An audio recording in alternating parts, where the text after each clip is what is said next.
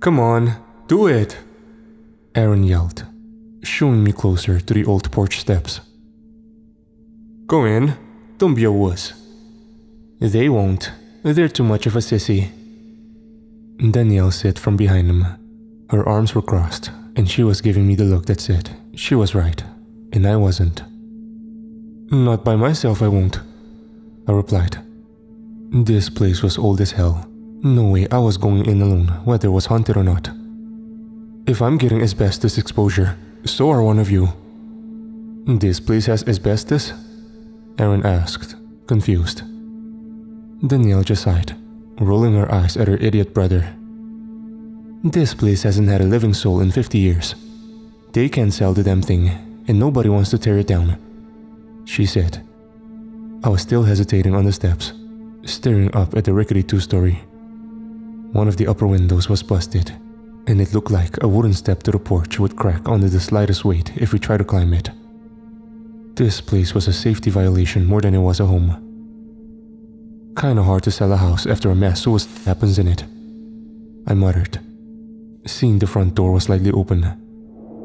A cold breeze blew by, cutting the still October air with chill. This place has a bad history behind it, going back almost a century at this point. Everyone's been saying it's haunted, and it's usually one of those rites of passage for kids on Halloween to walk through the door and prove their courage.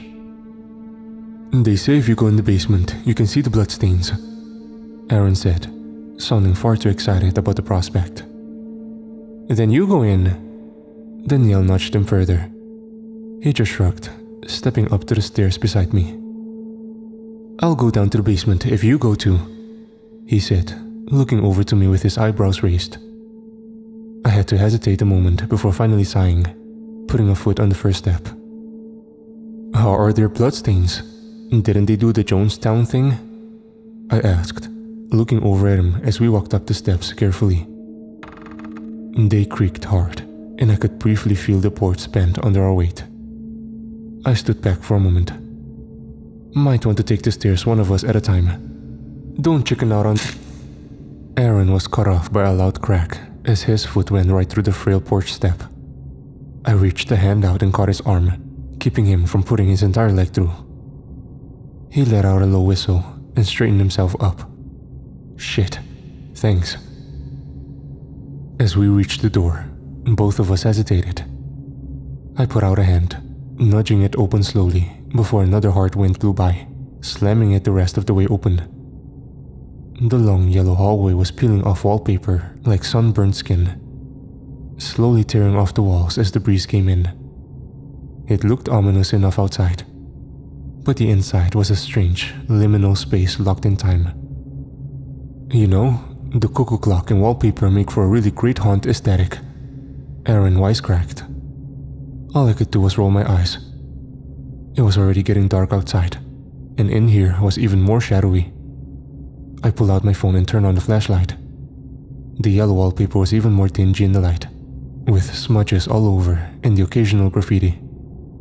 Someone attempted a pentagram near the end of the hall, but made it sideways, and one side was bigger than the other. It looked pitiful. So where's the basement? I spoke as we ventured into the hallway, both looking back to see Danielle waiting for us on the sidewalk. When I turned back to the long hallway, I froze. Aaron? Yeah? He turned too, freezing when he did. We both saw a massive, tall figure standing around the corner at the end of the hall, barely peeking around. I wouldn't have been able to tell if not for the shine in the eyes, almost like when headlights catch an animal late at night. Holy shit! We both ran, bolting out of the front door and down the steps toward Danielle. Aaron just narrowly avoided going through the step again as Danielle stared at the two of us, puzzled. That was fast. She gave a snarky comment as Aaron and I, looked at each other. You saw it? I asked, to which he nodded. There's no way we could have imagined it. Those eyes were staring us down from around the corner, studying us. There was something in there. Please. Probably came up with this while you were standing there. She rolled her eyes, hugging toward the porch. No, really. There was something around the corner of the hall. It was staring at us, Aaron said, pleading with her not to go in. Seriously, we should just go. Nope. I'm going to show you both that you're wimps. Danielle was holding her head high as she walked up the steps and right in. We could see her phone light click on from the sidewalk, watching as it swept the area. Wrong. Nothing here.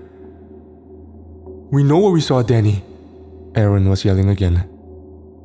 Suddenly, a scream cut the air and Danielle's light disappeared through the entryway. God damn it.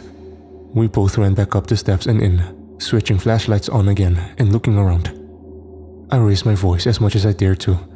Danielle? The thing at the end of the hall wasn't there anymore, with the peeling wallpaper in its place. We kept walking, slowly, as we tried to find her.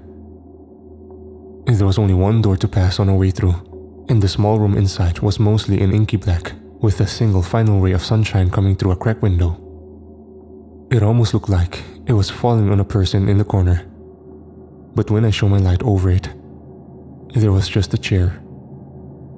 I almost smacked myself for falling for the obvious haunted house cliché, but my heart was pounding hard enough to justify it. Danny?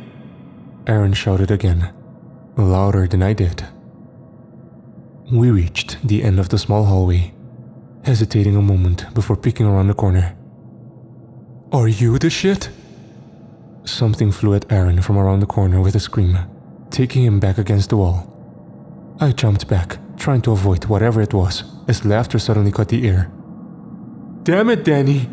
Aaron was shouting now, leaning back against the wall, peeling wallpaper curling over her shoulders like fingers. She was standing back in the hallway, holding a mask on a little mannequin head, eyes glowing green in our flashlight glare. The hell is that? Guessing this is what scared the crap out of you two. She was still laughing, holding her head up high. Now we could see it was just a mask propped on a stick basically, with a huge wad of tape near the bottom that must have been holding it on the wall. I've gotta say, it's not a bad idea. You're the worst sister on earth, Aaron muttered at her, turning to head back toward the front door. I thought you were going to the basement. She teased them. I could only roll my eyes, not able to take any of their sibling pissing matches seriously. I'm going. Can we please just go home? Aaron was groaning, turning back to his sister. She tossed aside the mannequin head, leaning back against the wall, crossing her arms and staring down at her brother. Guess you're just not brave enough. I could mention to Kelsey Barry how you screamed when a mask flew at you, she threatened. Aaron turned red, rolling his eyes and looking up at the sky in exasperation. Fine. Where the hell is it? He asked. Danielle just shrugged her shoulders, trying to push herself off the wall she was leaning on. The wallpaper still looked like it was curling around her, peeling off the walls. She tried again, making a larger effort to get further from the wall, pushing hard. Aaron just shook his head again, moving toward her. Seriously? Don't you think you're playing your cards too close together? I'm not screwing around. She was sounding a little frantic, still trying to push herself off the walls. Now, the wallpaper was sticking to her, like it was pulling her back in, looking more and more like cruel, jagged fingers trying to take her. It won't let me go. Aaron, help! Aaron grabbed one of her arms, trying to tug her off the wall. No good. He looked back at me, and I grabbed her other arm. Now it was like we were playing a tug of war. Us versus the house with Danielle on the line. We lost. I don't know if I saw the wallpaper suddenly yank her into the wall, but I swear for just a moment, it looked like dozens of hands came out to grab her. She let out a part of a scream before it was cut off abruptly, with no echo hanging in the still air. Aaron and I felt ourselves hit the wall hard as her hands left ours, bringing us into collision with the wallpaper. Where did she go? He looked at me, the dim lights from our phones lighting the fear in his eyes from below. We have to find her. Where did she go? She couldn't just be gone, right? Like, that's not possible. Hey, chill the hell out. We're gonna find her. She's gotta be around here somewhere. Maybe she just fell through. Is there a rip in the wallpaper?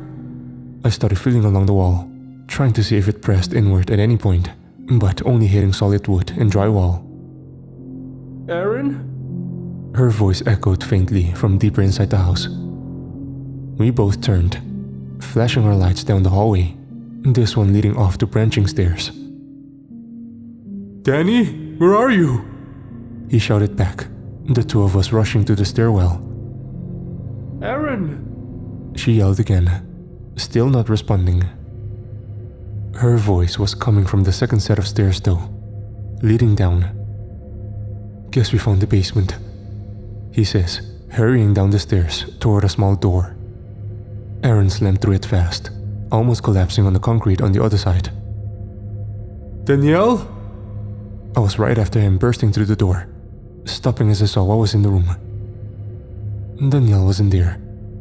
At least, I don't think she was. Maybe she was somewhere in the mess. How long had this all been down here? Those aren't bloodstains, I said, looking over to Aaron. He was still on the ground, frozen in fear at the sight before us. There was a massive pit in the middle of the concrete floor. Shadows from our flashlights playing off the side as Aaron slowly inched toward it. Around it were what looked like corpses, but not fresh or preserved. They were bloodied, like the corpses you see in movies after getting dunked in an acid bath. Eyes were hanging loose from some, while others were screaming silently with mouths wide open. I wasn't sure if they were real or not, but the way they shone in the light wasn't promising. Aaron, what is this? Aaron? Danielle's voice, but more faint. It was coming from the pit though, and Aaron looked back at me like he was expecting me to look in. I shook my head, eyes wide. He took a deep breath, slowly picking himself up and shining his light toward the pit, inching over to it. Her voice rang out again, fainter now. Aaron? Danny? He shouted back, getting closer to the edge. Are you in there? I could hear another sound now. It was more faint, but it was coming from the pit, just like hers. The sound was rising though, getting louder. I could hear a shrill, piercing whistle at first, before finally it became clear. In the circle of gory corpses, a massive pit was now emitting the sounds of hundreds of screams, if not thousands or millions. They were all screams of agony, pain, suffering, all in one dissonant harmony with each other. Ice stabbed through my chest before I was able to move. Aaron was moving closer to the pit, ignoring the screaming and shouting louder against it for his sister. Danny? Danny, are you down there? We can get you out! He was screaming again, trying to make himself heard above the noise. The screams became overwhelming now, and I swear some of them were coming from the bodies around the pit. Aaron got as close as he could to the gap between them, like it was an entrance to the hole in the ground. Do you see her? I shouted to him, the scream starting to hurt my ears. He looked back at me, shaking his head in disappointment. Danielle, we're going to call someone to come help. He was cut off again. All I could see was a brief bit of movement before the corpses close to him suddenly sprang to life. They grabbed onto him, the others circling around as their bones crunched, somehow cutting through the screams. Skins and guts sloughed off of their bones, some with intestines hanging out. Aaron's screams joined the discord of others, joining as the bodies converged on him, lifting him above their heads with rotting arms. Help! Help! He was trying to fight against it, but just couldn't get free. I heard him scream for help one more time, before he disappeared, the bodies tossing him over the edge before turning back to me, starting to make an advance. My flashlight was shining in their faces, showing their eyes, not lifeless, but burning. Burning with the flames of hatred and suffering that's only felt after undergoing so much of it. I snapped out of my frozen state then, turning tail and running through the basement door behind me. I went up the stairs 2 at a time, hoping to God I didn't trip before making it up. As soon as I did, I almost drifted through the hallway, turning toward the escape. The last turn was in sight, with rays of sunshine floating through it from the dying evening sun. I could turn the corner and see it right there. Run, just run, damn it. As I passed the doorway from earlier, a hand darted out of it, grabbing onto me. I pulled, not able to get out of the grip it had on me. Finally, I had the briefest moment of bright thinking. Turning around quickly to see the corpses beginning to shamble around the corner behind me, I slipped my coat off, seeing the mottled skin on the hand that still had it grasped tight. Finally free, I ran like hell. Don't think I've ever been as grateful to eat sidewalk, but bursting my nose open and falling off that front porch almost made me cry from joy. Whatever the hell was in there, I was out. Looking back toward the door, it was totally shut now, with a rental lockbox over the doorknob that definitely hadn't been there before. I looked up toward one of the windows, trying to see if there was anything different about the house, or if Aaron and Danielle were just playing a prank from somewhere.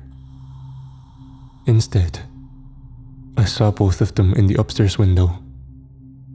They were both smiling down at me, faces twisted. They both put bloody palms on the window, leaving prints on the glass. I could just barely make it out in the dimming light. But where their eyes should have been were just vacant sockets, staring down at me while seeing nothing at all. All I could do was run away. They still haven't found either of them. No pit was in the basement when police went to investigate, and no sign that anyone had been there. The house was being renovated. Not even the wallpaper was still in there. It was like a totally different home. I don't know what actually happened to my friends, but I won't be going back in there to find out.